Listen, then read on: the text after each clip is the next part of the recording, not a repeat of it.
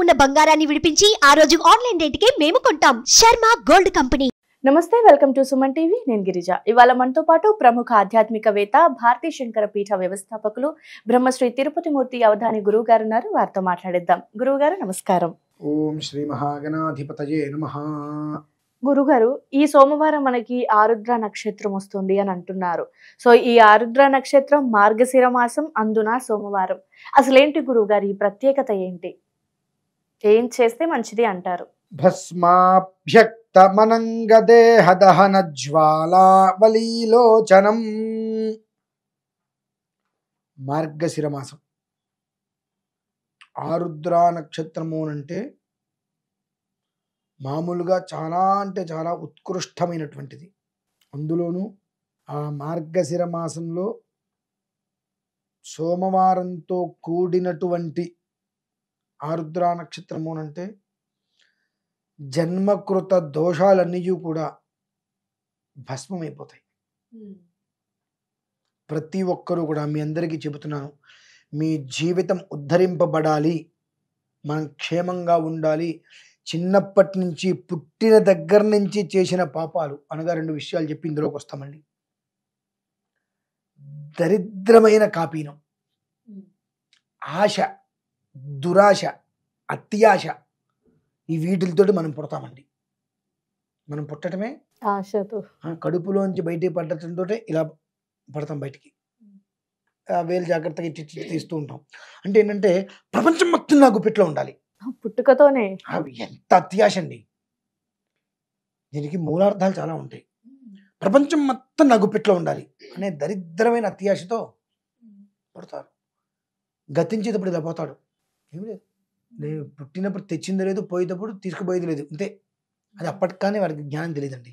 ఆ జ్ఞానాన్ని మనకు తెలిపేటువంటిది జన్మకృతంగా మనం పుట్టిన దగ్గర నుంచి ఈ క్షణం వరకు ఉన్నటువంటి దోషాలు పాపాలని భస్మం చేసేటువంటిది జ్వాలావలీలోచనం అన్నాం. భస్మాభ్యక్త మనంగ దేహ దహన జ్వాలావలీలోచనం. మన లోపల ఒక మనిషి ఎదిగిపోతుంటే మంట, ఉక్రోషం, ఈర్ష్య, అసూయ, రాగద్వేషాలు అనేటువంటివి విపరీతంగా అవి ప్రజ్వలిస్తూ ఉంటాయి లోపల నుంచి. ఏదైనా ఒక మనిషి మనకన్నా వెనకున్నవాడో, మనతో పాటు సమానంగా ఉన్నాడు, ఒక అడుగు ముందుకు వెళ్ళాడు అన్నా, అప్పో సొప్పో చేసి ఓ బండి కొనుక్కున్నాడని ఇంకోటి కొనుక్కున్నాడు, కడుపున అన్నం తింటున్నాడు అంటే మనం ఓర్చుకోలే స్థితి. అటువంటిదంతా కూడా భస్మం అయిపోయి ప్రశాంతమైన వాతావరణాన్ని ఇచ్చేటువంటి చక్కటి పర్వదినం సోమవారం. చక్కగా సోమవారం రోజు నాడు ప్రతి ఒక్కరూ కూడా జాగ్రత్తగా వినండి. మీ క్షేమాన్ని కూడా చెప్తున్నా. నాకు ఎందుకంటే కర్మ అనుభవిస్తారు. కర్మ నుంచి బాగుపడండి. బాగుపడకుండా ఉండడానికి అనేక విఘ్నాలు వస్తాయి. బాగుపడండి. ఏదంటే కర్మ అనుభవించండి, తప్పదు. ప్రతి కుటుంబంలో, ప్రతి ఇంట్లో, ప్రతి గడపలో చిన్నదో పెద్దదో శివలింగం తెచ్చుకోండి. ఆవు పేడని కాల్స్తే భస్మం వస్తుంది. ఆ భస్మాన్ని వస్త్రగాలితం పడితే మెత్తగా విభూతి వచ్చేస్తుంది. చక్కగా అంత శివలింగం దగ్గర పెట్టుకొని ఒక వస్త్రంలో ఆ భస్మం అంతా పోసి గట్టిగా ఇలా పట్టుకొని నమో హిరణ్య బాహవే హిరణ్యవర్ణాయ హిరణ్య రూపాయ హిరణ్యపతయే అంబికాపతయ ఉమాపతయే పశుపతయే నమో నమః అనుకుంటూ విదిలించండి. జర జర జర జర రాళ్ళడు భస్మము. మీరు అలా విదిలిస్తూ ఉంటే ఆ భస్మం ఆ వస్త్రం నుంచి స్వామివారి మీద పడుతూ ఉంటే ఆయన ఎంత అద్భుతంగా శ్మశానంలో నాట్యం ఆడతారు తెలుసమ్మా. నాట్యరాజు అని ఆయన పేరు, నటరాజు అని. ఆ జర జర రాలెడు భస్మం అని చెప్పి నమస్తే అస్తు భగవన్ విశ్వేశ్వరాయ మహాదేవాయ త్ర్యంబకాయ త్రిప్రాంతకాయ త్రికాగ్నికాలాయ కాలాగ్ని రుద్రాయ నీలకంఠాయ మృత్యుంజయాయ సర్వేశ్వరాయ సదాశివాయ శ్రీమన్మహాదేవాయ నమః. ఓం నమః శివాయ.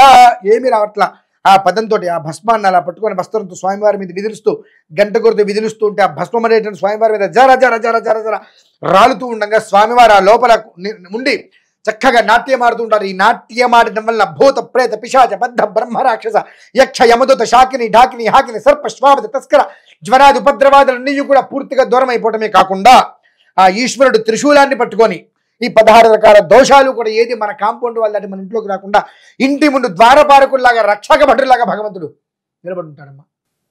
అంత గొప్పది ఆరుద్ర నక్షత్రం సోమవారం మార్గశిర మాసంలో కలిసి రావడం అనేటువంటిది మనకున్నటువంటి అన్ని రకాల సమస్త కృత దోషాలన్నీ కూడా నిర్వీర్యం చేసేస్తాడు.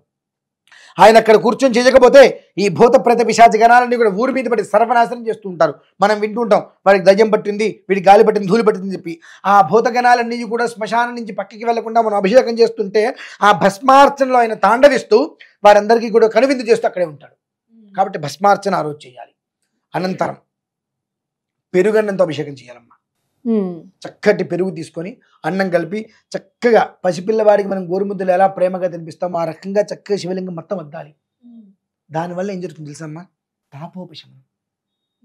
అంటే ఈశ్వరుడు పిల్లలు ఉన్నారు, సంతానం ఉంది, భార్య ఉంది, సంసారం ఉంది, అన్నీ వదిలేసి నీ కోసం, నా కోసం, ఆయన కోసం, మన కోసం ఆయన ఇల్లు మంచు పర్వతం అంత చల్లటి ప్రాంతం అంతా వదిలేసి శ్మశానంలో కూర్చొని చితిమంటల మధ్యన ఈ భూతగణాల ద్వారా దేశ నాశనం అవ్వకూడదు, ఏ ఒక్క మనిషి ఇబ్బంది పడకూడదని చెప్పి అక్కడ నాట్యం ఆడుతూ ఆ వేడి తగులుతూ ఉంటుంది. వెంటికి అంత వేడి తగులుతున్నప్పటికీ కూడా మనం భస్మార్చన చేస్తుంటే ఆ వేడిని తట్టుకుని ఆయన అభిషేకం చేసి అక్కడ నాట్యం ఆడుతూ ఉంటాడు కదా. నాట్యం ఆడి అలా ఉన్నప్పుడు ఆ వేడి ఆయన చుట్టుముట్టేస్తుంది.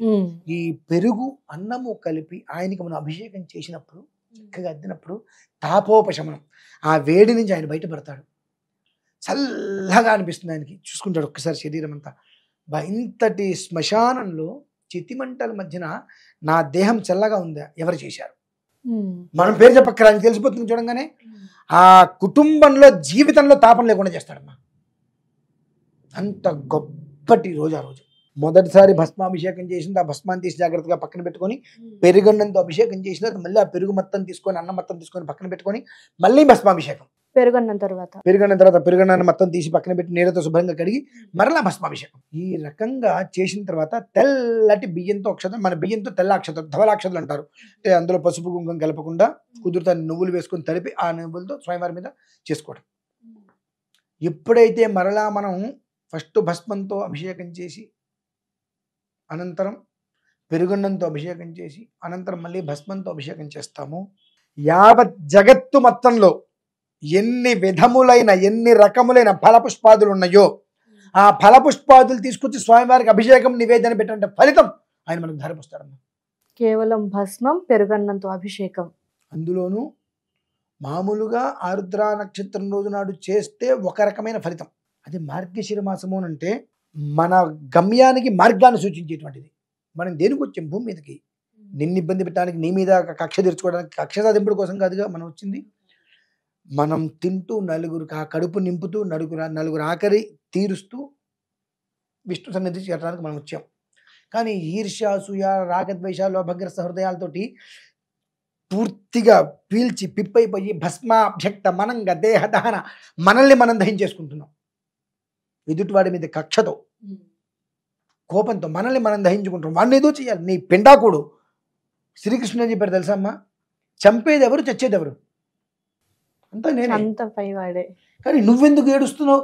ఈ అనవసరమైనవన్నీ నెత్తి మీద పెట్టుకుని నానా యాత్రలు చేసుకుంటూ నిన్ను నువ్వు ఇబ్బంది పెట్టుకుంటున్నావు. కాబట్టి అటువంటి అన్ని రకాల దోషాల నుంచి విముక్తి చెందాలి అంటే ఈ మార్గశిర మాసంలో వచ్చేటువంటి సోమవారం, ఎల్లుండి సోమవారం ఆరుద్ర నక్షత్రం, అది వాళ్ళ జీవితానికి ముక్తినిచ్చేటువంటి రోజమ్మా. నేనైతే ఆ రోజు నాడు దాదాపుగా లైవ్ ఇచ్చేస్తున్నా, కంటిన్యూగా నేను స్వామివారికి చేసుకుంటున్నా. నన్ను నమ్ముకున్నటువంటి వాళ్ళు, నా పీఠాన్ని నమ్ముకున్నటువంటి వాళ్ళు ఎంతమంది ఉన్నారు, అందరికీ కూడా ఆ రోజుతోటి ఈ యొక్క చర విడవాలి, బయట ప్రశాంతంగా ఉండాలి, హాయిగా అని చెప్పి ఆ రోజు మొత్తం నేను చేయవలసిన విధానాన్ని అనుసరిస్తున్నాను.